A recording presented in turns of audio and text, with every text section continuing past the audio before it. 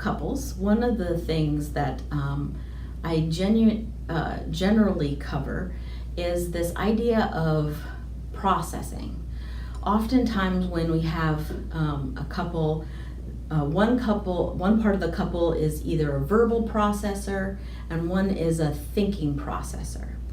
And they can be labeled different things, but when I mean verbal processor is they have to talk it through. If they're talking about something, they need to get there. They start somewhere and they kind of meander around, and eventually they get to what they're really meaning of what they're saying.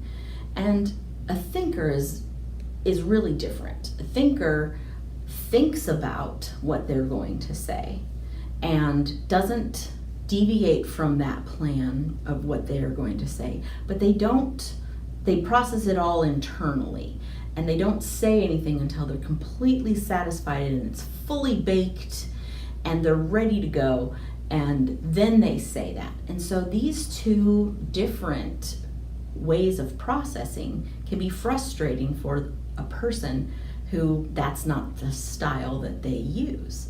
And so I often ask couples, do you think you're a verbal processor or do you think you're a thinking processor?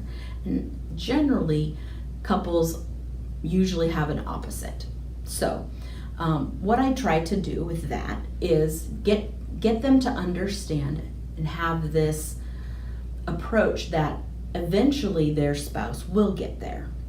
And if they trust that their spouse is really wanting to understand and that their spouse will eventually get there, then they can have patience and really understand that they will not only be heard, but they will hear what the other person is saying. And that can actually help with a lot of conflicts and stress in a relationship or in a marriage. The second thing is to cover the 5 love languages. One of 5 of the love languages, there's a book written by Gary Chapman, and he covered this area very well. And so rather than reinvent the wheel, I usually use this tool to kind of help people communicate how they love one another. And so how you receive love and how you give love is usually one of these 5 love languages. One is acts of service, one is quality time, one is gifts or show of giving of gifts. Another one is words of affirmation, and then the final one is physical touch. All of these, if you speak your language to someone else, they may not be able to translate it well, just like any other kind of language. When we speak something that somebody doesn't fully understand, we need the vocabulary and we need to have the desire to understand one another. And so by attempting to speak somebody else's love language, if you know that that one is not yours, that is an approach to showing that you want to understand, creating empathy and love, and usually builds up the relationship when you can do that.